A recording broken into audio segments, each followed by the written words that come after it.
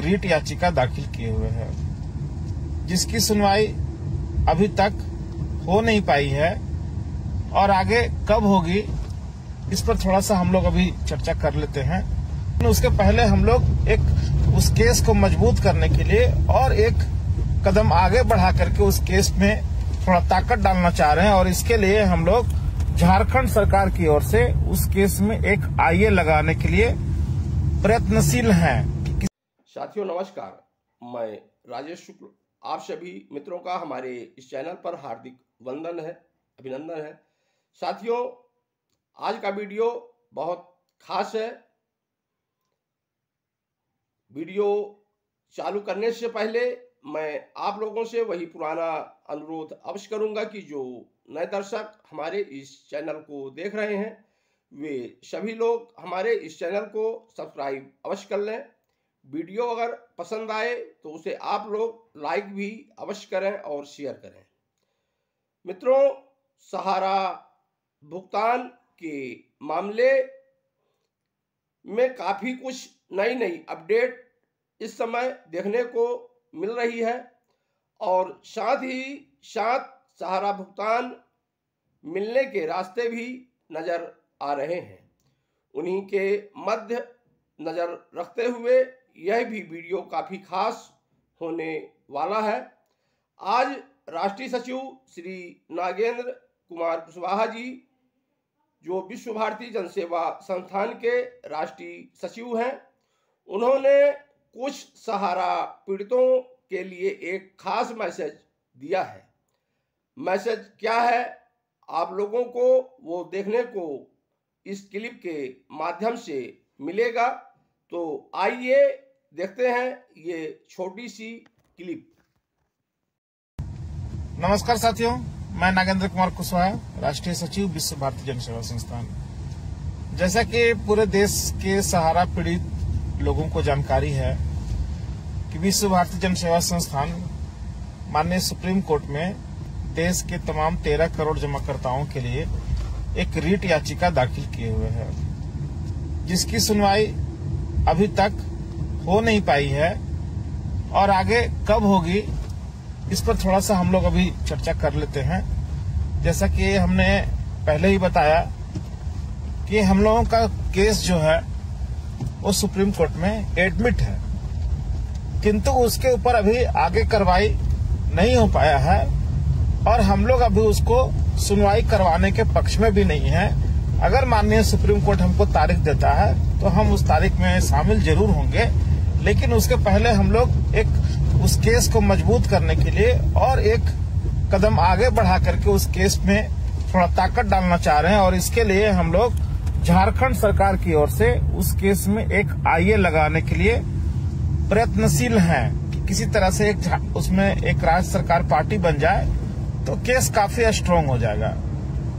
उसके लिए राज्य सरकार से लगातार हम लोगों की बात चल रही है, कार्यवाही भी चल रही है और वो संभावना है कि बहुत जल्द झारखंड सरकार की ओर से उस केस में एक आईए लगा दिया जाएगा और फिर हम लोग उस केस की सुनवाई करवाएंगे, जिससे झारखंड के साथ साथ तमाम देश के 13 करोड़ जमाकर्ताओं को फायदा हो जाएगा। दूसरा, माननीय पिनाक महंती जी का जो पिटीशन था PIL, जिस पर 5,000 करोड़ रुपया अलॉटमेंट किया गया था डिवेंचर का पैसा कोऑपरेटिव के लिए, जो गलत तरीके से किया गया था, उस पर भी हम लोगों ने अपना एक आईए फाइल किए हुआ है, जिसकी सुनवाई फरवरी को होगी। उस आईए को भी हम लोग मेंशनिंग कराने के लिए पूरा प्रयास कर रहे हैं कि वो आईए की सुनवाई 11 फरवरी को माननीय पिनाक महंती का जो केस है उस केस के साथ में सुनवाई किया जाए। तो अब सुप्रीम कोर्ट में हम लोगों का एक नहीं 2 पिटीशन लगा हुआ है और दोनों अच्छे स्टेज में है। आज 1 फरवरी है, सहारा इंडिया का स्थापना दिवस है।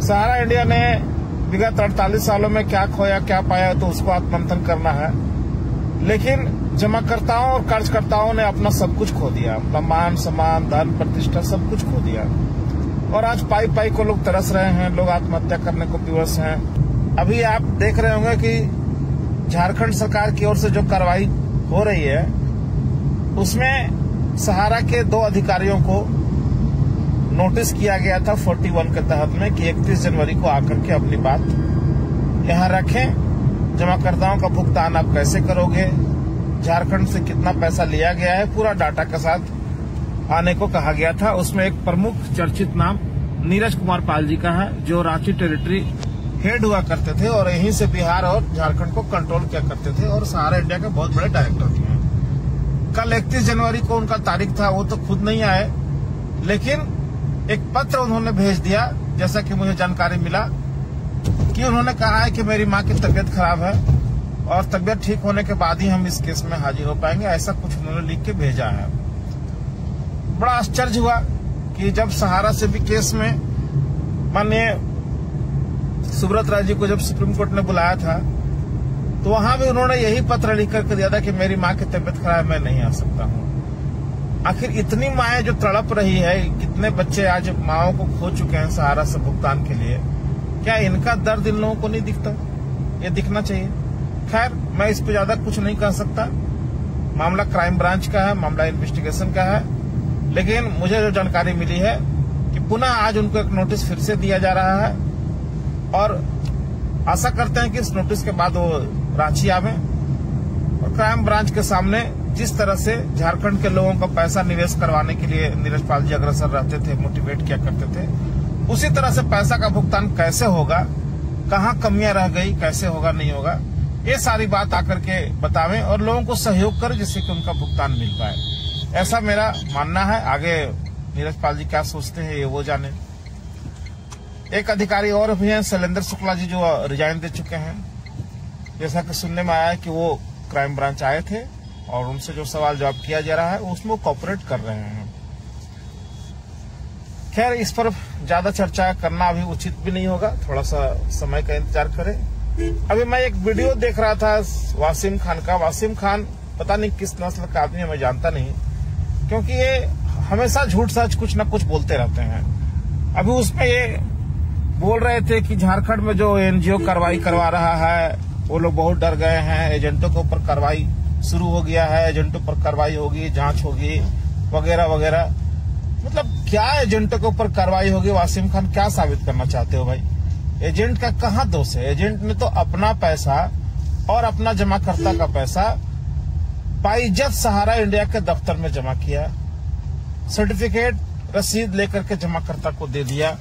तो एजेंट का इससे ज्यादा इंक्वायरी क्या होगा? वो तो आकर कह सकता है कि हाँ साहब हमने किया। जिसने अगर कोई गलत काम किया है, पैसा लेकर के नहीं जमा किया, डर उनका है।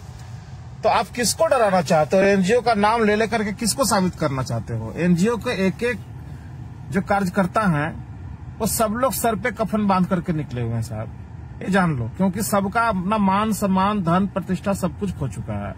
ये किसी भी हद तक लड़ने को तैयार है और आप चाहते हो कि ये सब बकवास करके एनजीओ के लोगों को डरा दोगे तो बाज आ जाइए। हालांकि हमने तो आपको पहले भी कहा था कि पहले भी आप एनजीओ के ऊपर उंगली उठाए, अनाप शनाप बकवास किए, तो आपका नंबर हम पहले से खोज रहे थे आपसे बात करने के लिए और अभी भी आपसे बात करने के लिए इच्छुक हैं कि आखिर आप इस तरह से क्यों बकवास कर रहे हैं। जब मुआवजा के लिए हम लोगों ने अपना झारखंड में कार्रवाई करना शुरू किया था और लोगों का जब हम लोग पत्र मंगवा रहे थे उसमें भी आपने कहा था कि एनजीओ के लोग पैसा लेकर के और मुआवजा की राशि बंटवाने जा रहे हैं, तो उसमें भी हमने आप पर बहुत, मेरे को ये आया था कि आप एक बार मेरे से बात तो करें और साबित तो करें कि कौन लोग पैसा ले रहे हैं। तो इस तरह की अगड़म बगड़म वीडियो बना करके क्या साबित करना चाहते हो? अगर आप कुछ करना चाहते हो तो लोगों का भुगतान कैसे होगा इस पर बात करो, सही बात का रखो। अगर मीडिया बनना चाहते हो तो मीडिया का लाइसेंस लेकर के और सही तरीके से बातों को पेश करने का काम करो। इस तरह से अगड़म बगड़म अगर करोगे तो हो सकता है कभी आप परेशानी में पड़ जाएंगे। धन्यवाद, नमस्कार, जय हिंद। आप लोगों ने छोटी सी क्लिप के माध्यम से बहुत सी जानकारी प्राप्त कर ली होगी,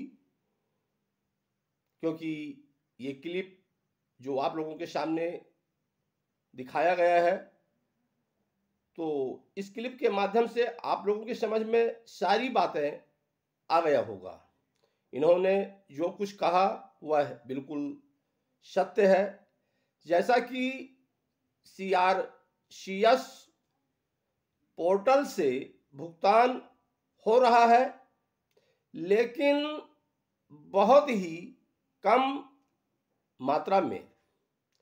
सहकारिता मंत्री श्री अमित शाह जी हम लोगों को सांत्वना देने के लिए पोर्टल लेकर के आए थे कि कुछ ही लोगों का भुगतान होगा, बाकी ऐसा चलता रहेगा।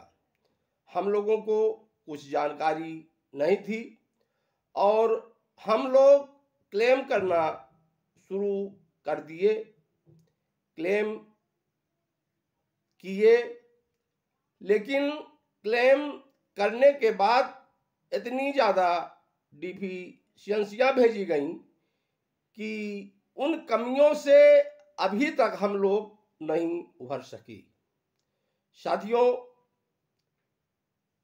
क्लेम करने के लिए कोई गाइडलाइन भी नहीं बताई गई थी और ये जो डिफिशियंसियां आई हैं ये हम लोगों के माध्यम से पूरी त्रुटियां खत्म नहीं हो सकती हैं।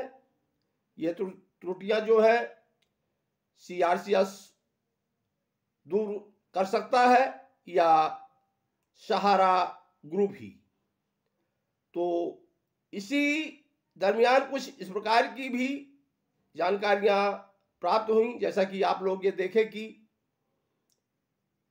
विश्व भारती जन सेवा संस्थान के द्वारा भुगतान को प्राप्त करने के लिए काफ़ी अच्छे कदम उठाए गए और इसका रिस्पांस आपको बहुत ही जल्द देखने को मिलेगा।